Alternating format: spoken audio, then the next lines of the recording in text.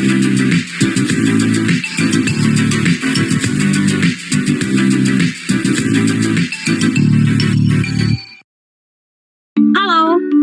sebelum mulai belajar, kakak mau nanya dulu deh ke kamu. Misal nih, kamu baru selesai libur semesteran. Terus ada teman kamu yang baru pulang jalan-jalan dari luar kota. Dia ceritain tuh pengalaman liburannya ke kamu. Tapi dia ceritanya loncat-loncat gitu, nggak berurutan. Misalnya pertama, dia nyeritain pergi ke Raja Ampat tanggal 15. Terus dia cerita lagi abis dari Bali tanggal 5, abis itu dia pergi ke Pulau Komodo tanggal 10. Kamu yang dengerin bakal gimana tuh? Puyeng nggak karena dia ceritanya nggak urut gitu? Bakalan lebih enak kalau misalnya teman kamu ceritanya urut nggak sih? Jadi diceritain dulu nih dari awal perjalanannya ke Bali tanggal 5.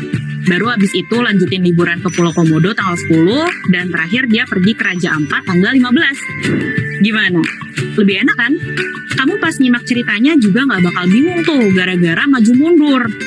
Nah, kalau di sejarah, urutan waktu itu penting banget buat nyampein jalannya kejadian, perkembangan, dan perubahan kehidupan manusia. Makanya, di topik ini kita akan bahas cara berpikir sejarah dan dimulai dari diakronik, kronologi, dan periodisasi. Kita mulai dari diakronik dulu ya. Yuk, kita simak. Diakronik itu berasal dari bahasa Yunani. Dia artinya melalui, dan kronos artinya waktu. Jadi, diakronik adalah melalui garis waktu. Maksudnya gimana tuh? Diakronik digunakan dalam ilmu sejarah agar pembahasan suatu peristiwa dapat urut dari waktu ke waktu. Terus hubungannya dengan kronologi apa? Nah, oke. Sekarang kita bahas kronologi ya. Kronologi berasal dari bahasa Yunani. Kronos artinya waktu, dan logos artinya ilmu. Jadi kronologi adalah ilmu tentang waktu.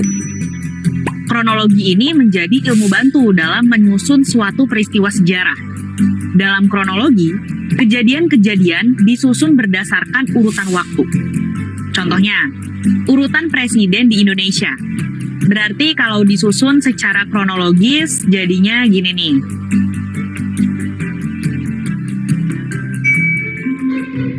Biar kamu makin paham, sekarang jawab pertanyaan Kalaras ya.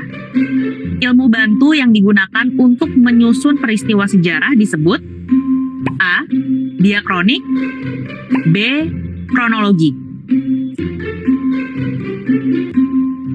Jawabannya yang B ya. Sebab kronologi merupakan ilmu bantu dalam menyusun peristiwa sejarah. Sedangkan diakronik merupakan cara berpikir sejarah. Lalu bagaimana sih ciri-ciri dari berpikir diakronik? Sekarang kita bahas ciri-ciri dari berpikir diakronik ya. Pertama, memanjang dalam waktu dan menyempit dalam ruang. Maksudnya, cara berpikir diakronik lebih mengutamakan urutan waktu dengan sedikit memperhatikan keluasan ruang. Kedua, fokus pada urutan waktu kejadian atau kronologis. Dalam berpikir diakronik, kronologis digunakan untuk menempatkan satu peristiwa dengan peristiwa lainnya secara berurutan. Ketiga, bersifat vertikal. Untuk ciri yang ini, lihat aja pohon kelapa yang tidak memiliki cabang. Artinya, alur waktu berjalan lurus aja tanpa ada penjelasan lebih luas. Contoh dari ciri-ciri berpikir diakronik, misalnya seperti ini nih. Sebelum menjadi ibu kota Indonesia, DKI Jakarta pernah mengalami beberapa kali perubahan nama. Mulai dari Sunda Kelapa, Jayakarta, Batavia, Jakarta, dan DKI Jakarta. Perubahan nama ini mengacu pada waktu kejadian di masa lampau. Tapi ruangnya terbatas, hanya di nama Jakarta saja. Alasan dan penjelasan pergantian nama tidak disebutkan sama sekali. Lalu kalau kamu perhatikan, perubahan nama dari Sunda Kelapa sampai DKI Jakarta tersebut sudah tersusun secara kronologis, mulai dari abad ke-14 Masehi hingga tahun 1999. Ditambah, urutan kronologis tadi juga memiliki alur waktu yang berjalan lurus sejak Sunda Kelapa hingga DKI Jakarta. Sekarang Kalaras mau nanya nih, Perhatikan nama-nama kerajaan berikut. Berdasarkan daftar nama kerajaan berikut, susunan kerajaan Hindu-Buddha di Nusantara yang sesuai dengan cara berpikir diakronik ditunjukkan oleh nomor A. 321, B. 231. Jawabannya yang B ya. Urutan kerajaan Hindu-Buddha di Nusantara berdasarkan cara berpikir diakronik adalah Kutai, Kediri, dan Majapahit. Selain kronologis, ada satu lagi nih yang masih berkaitan dengan diakronis, yaitu periodisasi atau pembabakan. Yo, sekarang kita bahas periodisasi lebih jauh. Nah, dalam periodisasi, ilmu sejarah dibuat berdasarkan klasifikasi tertentu dari peristiwa-peristiwa yang sudah terjadi. Misalnya, sejarah Indonesia dapat diklasifikasikan dalam beberapa periode.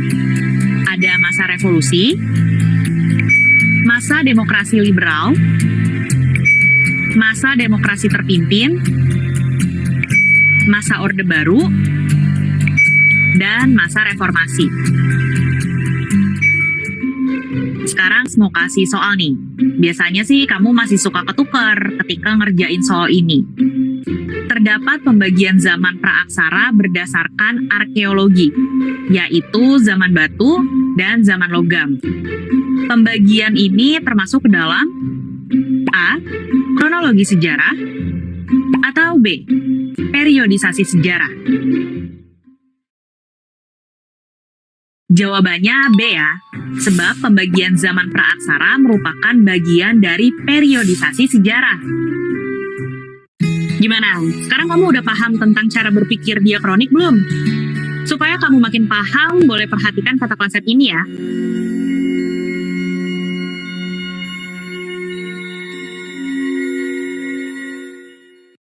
Pembahasan kita tentang cara berpikir sejarah belum selesai nih. Tadi kan kita udah bahas tentang cara berpikir diakronik. Nah, selanjutnya kita akan membahas tentang cara berpikir sinkronik. Sampai ketemu lagi di video selanjutnya.